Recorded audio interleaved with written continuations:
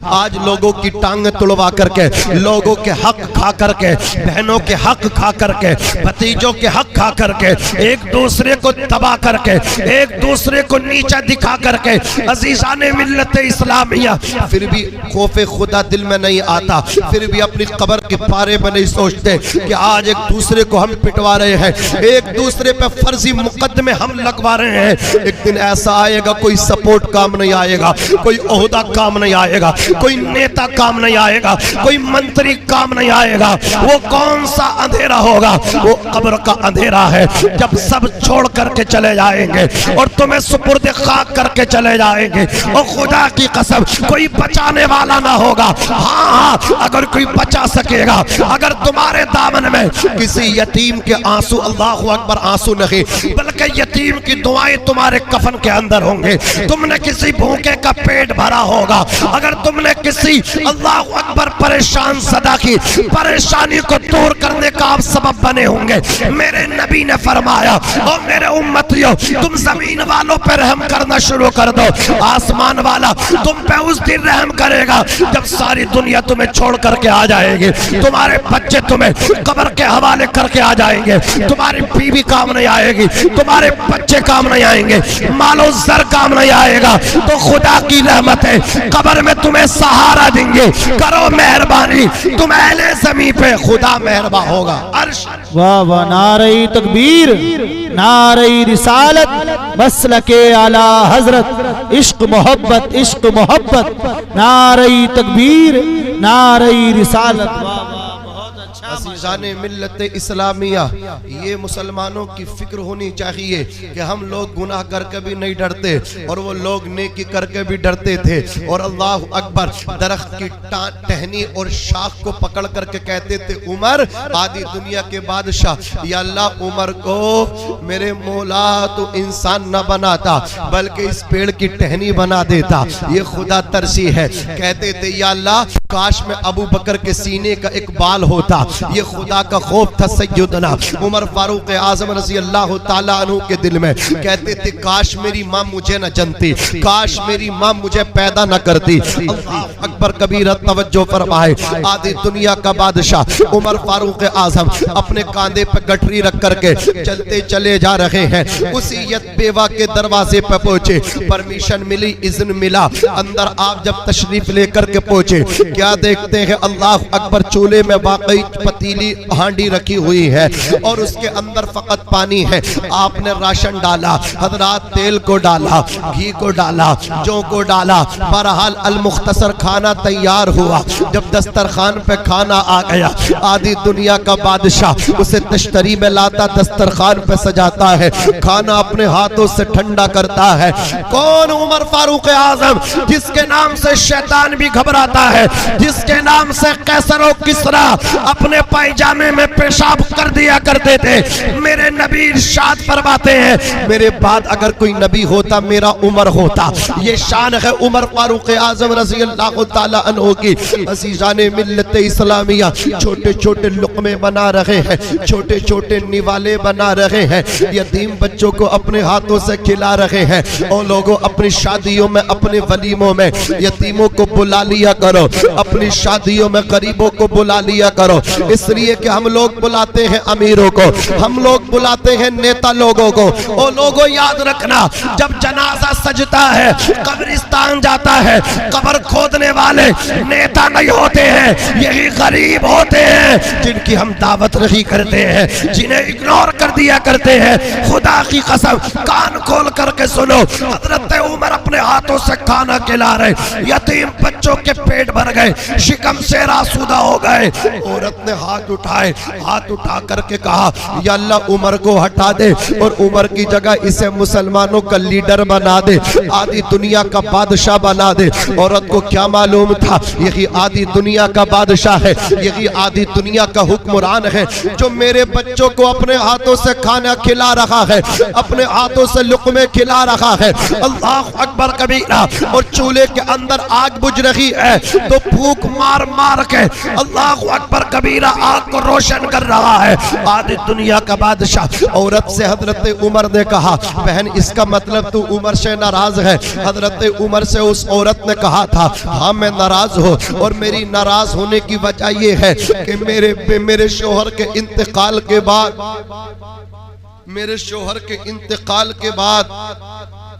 سسرال والوں نے ساتھ چھوڑ دیا، مائکے والوں نے ساتھ چھوڑ دیا، سب نے مجھے بھلا دیا، لیکن عمر کو تو یاد رکھنا چاہیے تھا، عمر کو تو ہمارا خیال کرنا چاہیے تھا۔ کہا حضرت عمر نے اس کے چچا نہیں ہے، کہا چچا تو ہے لیکن انہوں نے پسے پشت ڈال دیا۔ آج بھی یہ حقیقت ہے حضرات، جب باپ زندہ ہوتا ہے سارے رشتے متوجہ ہوتے ہیں، باپ ہوتا سب کہتے ہیں، سب پیار کرتے ہیں، اور جب باپ کا جنازہ رکھا ہوتا ہے لوگ دلاسے دیتے ہیں پریشان نہ ہونا، باپ کا پیار ہم تجھے دیں گے، لیکن جب باپ قبر میں دفن ہو جاتا ہے تو پھر لوگ بھولنا شروع کر دیتے ہیں، سگا چچا دھکے دیکھ کر کے گھر سے نکالتا ہے۔ یہ حقیقت ہے کہ نہیں بولو؟ سگا تایا اللہ اکبر پہچاننے سے انکار کر دیتا ہے۔ یہ تو باپ کا جگر ہوتا ہے جو اپنے لیے نہیں جیتا، اپنے بچوں کے لیے جیتا ہے، جو خود بھوکا رہتا ہے لیکن اپنے بچوں کو کھلاتا ہے۔ عزیزان ملت اسلامیہ، جو دھوپ میں کماتا ہے، بارش میں کماتا ہے، سردی گرمی کو نہیں دیکھتا، اپنے بچوں کا مستقبل بنانے کے لیے راتوں دن دوڑتا رہتا ہے، محنت کدو کاوش جد و جہد کرتا رہتا ہے۔ شاعر نے کہا تھا دھوپ کیسی بھی ہو سایہ نہیں کھونے دیتا، راہ کیسی بھی ہو بے بس نہیں ہونے دیتا، بیچ کے اپنا لہو چاہے وہ روٹی لائے، باپ اولاد کو بھوکا نہیں سونے دیتا۔ یا ماں باپ کے سائے کی نہ قدری نہ کر، دھوپ کاٹے گی بہت جب یہ شجر گر جائے گا، دھوپ کاٹے گی بہت جب یہ شجر گر جائے گا۔ ملت کے جوانوں اپنے ماں باپ کی خدمت یہ سوچ کر کے کر لیا کرو، ایک دن آئے گا ہمارے بچے ہماری خدمت کریں گے۔ خدمت یہ سوچ کر بھی کرو والدین کی، اس زندگی میں تم کو بڑھاپا بھی آئے گا، اس زندگی میں تم کو بڑھاپا بھی آئے گا۔ ماں سب کو یاد رہتی ہے لیکن باپ کسی کو یاد نہیں رہتا۔ تم بھول جاتے ہو کہ اگر روٹی ماں بناتی ہے تو آٹے کا انتظام باپ کرتا ہے، کپڑے ماں پہناتی ہے تو کپڑوں کا انتظام باپ کرتا ہے۔ بولو کرتا کہ نہیں کرتا؟ جس نے کبھی سکون نہ پایا وہ باپ ہے، دن رات جس نے خود کو جلایا وہ باپ ہے، ماں نے کھلائی پیار سے بچوں کو روٹیاں کما کے جو لایا وہ باپ ہے۔ نعرہ تکبیر، نعرہ رسالت، مسلک اعلی حضرت خطیب ہندوستان مولانا امتیاز برکاتی صاحب قبلہ، نعرہ تکبیر، نعرہ رسالت۔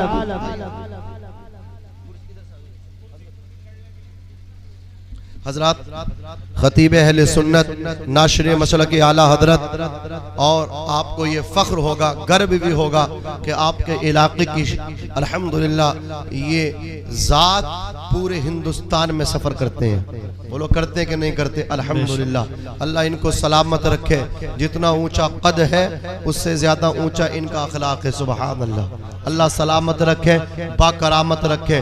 کم وقت میں بہت زیادہ شہرت حاصل کی ہے، شہرت نے جس کے قدموں کو چوما ہے، حضرات وہ خطیب آپ کی نگاہوں کے مرکز بنے ہوئے ہیں۔ خطیب اہل سنت حضرت علامہ مولانا قاری امتیاز صاحب قبلہ برکاتی سنبھلی مراد آبادی، وہ منبر نور پہ پوری شان خطابت کے ساتھ جلوہ افروز ہو چکے ہیں۔ میرے بعد انشاءاللہ آپ حضرت کو سماعت فرمائیں گے، لیکن آج محفل میں چار چاند لگا دیے، جہاں ہمارے ناظم سیفی صاحب کی محبتوں کو سلام کرتا ہوں، اللہ انہیں سلامت رکھے۔ اتنا مؤدب بچہ، اتنا ادب کرنے والا، مہذب علماء کا فرما بردار، اللہ عمر میں برکت دے، عمل میں برکت دے، اللہ پروردگار گھر میں برکت عطا فرمائے۔ جہاں ان کی محنت وہاں پہ ایک بہترین ماحول بنا کر کے دیا شاعر ملک ہندوستان حضرت قاری مزمل صاحب قبلہ سبحان اللہ مراد آبادی نے بہترین پڑھا، کم وقت میں زیادہ پڑھا ہے، سمندر کو کوزے میں سمانے والا کام کر دیا۔ اللہ سلامت رکھے، با کرامت رکھے۔ میں دیکھ رہا تھا کہ قاری مزمل صاحب قبلہ نے ایسی چرخی چلائی کہ الحمدللہ سب جھوم رہے تھے۔ عشق رسول میں سب جھوم رہے تھے. ارے بولو جھوم رہے کہ نہیں جھوم رہے تھے؟ جیسا آپ ان کے نمبر پہ جھومے، کاش میرے وقت میں 2 منٹ آپ جھوم جائیں آپ، تو میں بھی سمجھوں گا کہ کچھ سنانے میں کامیاب ہو گیا. آپ تھوڑے ہٹ کے بیٹھ گئے، سامنے آ جائیں تاکہ لگے کہ آپ بھی سننے کے موڈ میں بیٹھے ہیں. اب مت ڈرو، آندھی کو آنا چاہیے تھا، کربلا میں آنا چاہیے تھا، وہاں تھی ضرورت. بارش کو آنا چاہیے تھا، کربلا میں آنا چاہیے تھا، وہاں بارش تیری ضرورت تھی، یہاں ضرورت نہیں ہے. اب ذرا توجہ فرمائیں، بیٹھ جائیں، انشاءاللہ مزہ آئے گا آپ کا. بس میں اپنی بات کو اب اختتام پذیر کی جانب لے کر کے جا رہا ہوں، ختم کر رہا ہوں یوں کہہ لو. عزیزان ملت اسلامیہ، توجہ ہے آپ کی؟ ارے توجہ ہے. اگر ماں کپڑے پہناتی ہے تو باپ کپڑے لا کر کے دیتا ہے. جس نے کبھی سکون نہ پایا وہ باپ ہے. دن رات جس نے خود کو جلایا وہ باپ ہے. ماں نے کھلائی پیار سے بچوں کو روٹیاں کما کے جو لایا وہ باپ ہے. حضرات گرامی آپ توجہ دیں، ماں کی حیثیت اگر چھتری کی طرح ہے تو باپ کی حیثیت چھت کی طرح ہے. بولو کس کی طرح ہے؟ چھت کی طرح ہے. چھت نہ ہو تو پتہ چلتا ہے. ابھی یہ جلسہ مدرسے میں ہوتا، یہ جلسہ کسی اللہ اکبر کبیرہ بند جگہ پہ ہوتا، نہ آندھی کا پتہ چلتا نہ بارش کے قطروں کا پتہ چلتا. ارے چلتا نہیں چلتا. کیوں چل رہا ہے پتہ؟ کیوں معلوم ہو رہا ہے؟ سر پہ چھت نہیں ہے، شامیانہ نہیں ہے. حضرات باپ جو چھت کی طرح ہوتا ہے. ایک بوند بھی آپ باپ کے جانے کے بعد آپ کے سر پہ پڑے گی تو احساس ہوگا. حضرات آندھی جب آپ کے وجود سے ٹکرائے گی اور وجود کو ہلا کر کے رکھ دے گی، آپ کو احساس ہوگا کاش میرا باپ زندہ ہوتا. باپ اس سوکے ہوئے درخت کی طرح ہوتا ہے، پھل نہ بھی دے لیکن اپنے نیچے بیٹھنے والوں کو سہارا دیتا ہے. بولو سہارا دیتا کہ نہیں دیتا؟ چھاؤ دیتا ہے، ٹھنڈ پہنچاتا ہے. خوش نصیب ہے وہ بچے جو اپنے ماں باپ کی عزت کرتے ہیں، خدمت کرتے ہیں. میں تو ایک جملہ بولتا ہوں، حج کا زمانہ چل رہا، لوگ جا رہے، اللہ کرے کہ ہم بھی جائیں. عزیزان ملت اسلامیہ سنیں، جس طرح پوری کائنات میں نہ دوسرا مکہ ہے نہ دوسرا مدینہ ہے، اسی طرح نہ دوسرا باپ ہے اور نہ دوسری ماں ہے. سبحان اللہ. حضرات اللہ تبارک و تعالی نے نہ باپ کا بدل رکھا ہے نہ ماں کا بدل رکھا ہے. باپ بھی اکیلا ہے، ماں بھی اکیلی ہے. فرق اتنا ہے کہ اگر جنت ماں کے قدموں کے نیچے ہے تو باپ جنت کا دروازہ ہے، اور جب تک دروازہ نہیں کھلے گا آپ انٹری نہیں لے سکتے، آپ کا داخلہ نہیں ہو سکتا. اگر آپ چاہتے ہیں کہ آپ داخلے بخشت ہو تو ماں کے ساتھ ساتھ باپ کی بھی خدمت کرنی ہوگی. اگر ماں کے قدموں کو چومتے ہو تو باپ کے ہاتھوں کو بھی چوما کرو. بابا فرید الدین گنج شکر فرماتے ہیں، جو بیٹا ایک مرتبہ اپنے باپ کے قدموں کو چومتا ہے 10 سال کی نفلی عبادت سے زیادہ ثواب اللہ ایک مرتبہ باپ کے پیر چومنے میں عطا فرماتا ہے. آپ نے کبھی غور کیا؟ غور کرنا. دیکھو جب ماں اٹھاتی ہے تو گود میں بٹھاتی ہے، بظاہر کہتی ہے جہاں تک کا میں دیکھ رہی ہوں وہاں تک کا تو دیکھ لے، لیکن وہیں پہ جب باپ بچے کو اٹھاتا ہے گود میں نہیں رکھتا، کاندھوں پہ بٹھاتا ہے. اور باپ کی شفقت و محبت یہ کہتی ہے لال جہاں تک کا میں بھی نہیں دیکھ رہا ہوں وہاں تک کا تو دیکھ لے. حضرات دنیا کے اندر ایک واحد ایسا رشتہ ہے جسے باپ کہتے ہیں. سب تمہاری بلڈنگوں سے حسد کرتے ہیں، سب لوگ تمہاری ترقیوں سے حسد کرتے ہیں، کوئی نہیں چاہتا یہ مجھ سے زیادہ پڑھ لکھ کر کے قابل بن جائے. لیکن ایک باپ ہے، خود انگوٹھا چھاپ ہے، لیکن اپنے بیٹے کو قابل دیکھنا چاہتا ہے. اپنے بیٹے کو اپنے سے زیادہ ترقی کرتا ہوا جب دیکھتا ہے تو حسد نہیں کرتا بلکہ مسکراتا ہے. سینے میں لڈو پھوٹتے ہیں. دنیا ناراض ہو تو چلے گا لیکن باپ ناراض نہیں ہونا چاہیے. میرے آقا فرماتے ہیں رضا الربی فی رضا الوالد و سخط الربی فی سخط الوالد. باپ کی رضا میں خدا کی رضا ہے، باپ کی ناراضگی میں خدا کی ناراضگی ہے.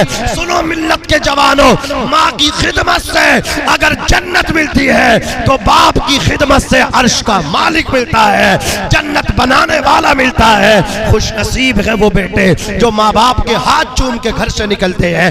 منور رانا نے کہا تھا، ناظم بھائی بہت خاموشی سے سن رہے ہو، آپ تو شاعری سے شوق رکھتے ہو نا، آپ کو بولنا چاہیے. منور رانا کے یہ اشعار سنیے. وہ کہتے ہیں ہمارے کچھ گناہوں کی سزا بھی ساتھ چلتی ہے، اب ہم تنہا نہیں چلتے دوا بھی ساتھ چلتی ہے. ابھی زندہ ہے ماں میری، مجھے کچھ بھی نہیں ہوگا۔ میں جب گھر سے نکلتا ہوں دعا بھی ساتھ چلتی ہے، میں جب گھر سے نکلتا ہوں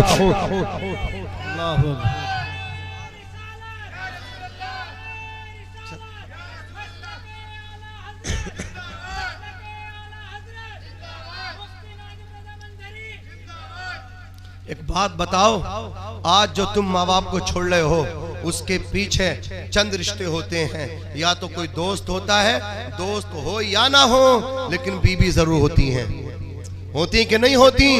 بیوی کے کہنے سے ماں کو چھوڑنے والے، مجھے بتا بیوی نے تجھ سے پیار کیا ہے یا ماں نے پیار کیا ہے؟ آپ کہو کہ بیوی نے تو اس وقت پیار کیا ہے جب میں کامیاب تھا، اور ماں نے اس وقت سینے لگایا ہے جب میں بالکل بیکار تھا، میں چل نہیں سکتا تھا، میں اٹھ نہیں سکتا تھا۔ ماں نے پیشاب پخانہ اٹھایا، ماں نے بالوں میں تیل لگایا، ماں نے دولہا بنایا، ماں نے 2 سال تک دودھ پلایا، لیکن دھکے کھا کے کبھی بیٹے سے بدلہ نہیں مانگا، نعمت کے عوض وہ کوئی اجرت نہیں مانگی، دنیا سے کبھی حسب ضرورت نہیں مانگی۔ یہ ماں کا جگر ہے کہ لہو اپنا پلا کے بیٹے سے کبھی دودھ کی قیمت نہیں مانگی، بیٹے سے کبھی دودھ کی قیمت نہیں مانگی۔ حضرات گرامی، موسم دوبارہ مطلب شباب پہ آ گیا، بس یہ اشعار سن لو، بات ختم کر لو۔ دیکھو ماں تو ماں ہے، لیکن باپ بھی بہت بڑا رول ادا کرتا ہے۔ باپ کو پسے پشت نہیں ڈالنا چاہیے، حقوق ماں کے زیادہ ہیں تو مرتبہ باپ کا زیادہ ہے۔ اولاد کی جنت اگر ماں کے قدموں کے نیچے ہے تو عورت کی جنت اس کے شوہر کے قدموں کے نیچے ہے، شوہر کے قدموں کے نیچے ہے، شوہر کے قدموں کے نیچے ہے۔ شعر سنے مزہ آئے گا۔ عزیز تر وہ مجھے رکھتا تھا رگے جا سے، شاعر اپنے باپ کے بارے میں کیا کہتا ہے؟ عزیز تر وہ مجھے رکھتا تھا رگے جا سے، یہ بات سچ ہے میرا باپ کم نہ تھا ماں سے۔ ماں اگر سامنے روتی تھی تو باپ راتوں میں چھپ چھپ کر روتا تھا۔ ماں سامنے سینے لگاتی ہے تو باپ جب بیٹے کو سوتا ہوا دیکھتا ہے پیشانی چوم کے خوش ہوتا ہے، وہ اظہار کرتا ہے پیار کا، سامنے نہیں چھپ چھپ کے کرتا ہے۔ اسے معلوم ہے کہ میں نے اگر اظہار کر دیا کہیں بیٹا لاڈ میں بگڑ نہ جائے، وہ سخت بھی ہوتا ہے اور موم بھی ہوتا ہے۔ عزیز تر وہ مجھے رکھتا تھا رگے جا سے، یہ بات سچ ہے میرا باپ کم نہ تھا ماں سے، اور وہ ماں کے کہنے پہ کچھ روب مجھ پہ رکھتا تھا، یہی وجہ ہے مجھے چومتے جھجکتا تھا، یہی وجہ ہے مجھے چومتے جھجکتا تھا۔ وہ آشنا میرے ہر کرب سے رہا ہر دم، وہ آشنا میرے ہر کرب سے رہا ہر دم، جو کھل کے رو نہیں پایا مگر سسکتا تھا، جڑی تھی اس کی ہر ایک ہاں فقط میری ہاں سے، یہ بات سچ ہے میرا باپ کم نہ تھا ماں سے۔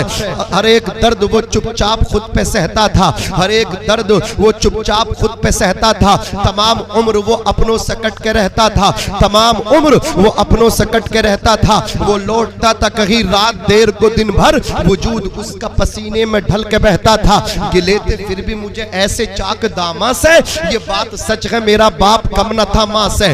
پرانا سوٹ پہنتا تھا کم وہ کھاتا تھا، جس دن سے باپ بنا اس کے شوق ختم ہو گئے، پرانا کپڑا پہننے لگا، تیل لگانا چھوڑ دیا، جوڑنا شروع کر دیا اپنی بیٹی اور بیٹے کے لیے۔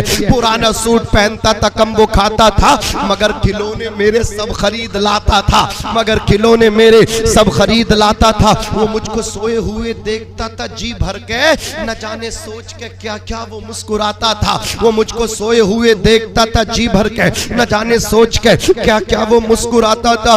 میرے بغیر تھے سب خواب اس کے ویرا سے، میرے بغیر تھے میرے بن تھے سب خواب اس کے ویرا سے، یہ بات سچ ہے میرا باپ کم نہ تھا ماں سے۔ استغفر اللہ ربی من کل ذنب واتوب الیہ۔